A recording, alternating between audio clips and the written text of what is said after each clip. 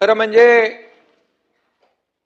अबू आझमी यांनी यापूर्वी देखील अनेक वेळा, एखाद्या वेळेस माणूस बोलतो, परंतु अनेक वेळा या बाबतीमध्ये शिवाजी महाराजांच्या बाबतीत देखील अवमानकारक त्यांनी वक्तव्य केलं।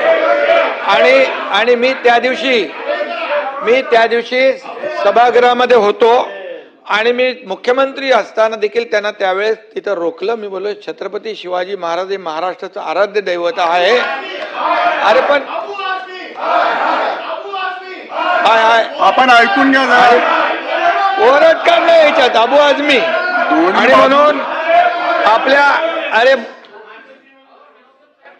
म्हणून खरं म्हणजे मी एवढंच सांगतो, अबू आझमी हे जाणीवपूर्वक शिवाजी महाराज आणि आपले धर्माभिमानी छत्रपती संभाजी महाराजांचा जाणीवपूर्वक अवमान करतात वारंवार, आणि म्हणून वारंवार करतात। आणि म्हणून अरे बाबा मी बोलल्यावर करतो ना, कारवाई तर करायचीच आपल्याला।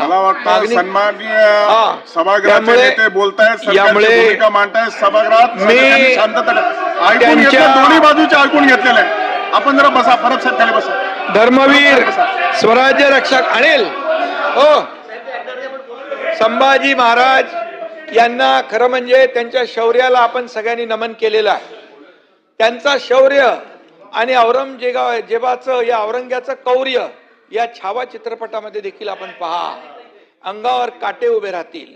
काय त्यांनी आपल्या शंभू राजांचं, छत्रपती संभाजी महाराजांचं हलाल केले। 40 दिवस त्यांना म्हणजे धर्म सोडा आणि तुम्हाला आम्ही सोडतो अशा प्रकारचं औरंग्याचं जे काही कौर्य दाखवलंय ते पाहिल्यानंतर खऱ्या अर्थाने आपल्या सगळ्यांच्या अंगावर काटे। उद्या सिनेमा ठेवलाय, यांना पण बोलूया आपण, उद्या ठेवलाय। आणि म्हणून मी एवढंच सांगतो सभापती महोदय, आणि मी हेही सांगतो संभाजी महाराजांच्या बद्दल, देश धर्म पर मिटने वाला शेर शिवा का छावा था, महापराक्रमी परम प्रतापी एक ही शंभू राजा था, एक ही शंभू राजा था। अरे अशा या राजाचा अवमान करणं, या राजाचा अपमान करणं आणि या राजावर अत्याचार करणं, 40 दिवस डोळे काढले, डोळ्यांमध्ये शिगा घातल्या गरम लोखंडी, नख काढली, जीभ छाटली, अंगावरचे साल्टी सोडली, त्याच्यावर मीठ टाकलं। म्हणजे एवढं कौर्य, एवढं म्हणजे अमानवी कृत्य या औरंगजेबाने केलं। या औरंगजेब म्हणाले, अबू आझमी म्हणतात, या अशा औरंगजेबाला काय म्हणतात, कुशल प्रशासक, त्यांनी मंदिर बांधलं असं म्हणतात। काशी विश्वेश्वराचं मंदिर तोडलं, काशी विश्वेश्वराचं मंदिर, अनेक मंदिरं उद्ध्वस्त केली। छत्रपती शिवाजी महाराजांनी तर त्यांचा कल्याणची सुभेदार कल्याणचा त्याची सून, तिला साडी चोळी देऊन तिला आदराने पाठवलं।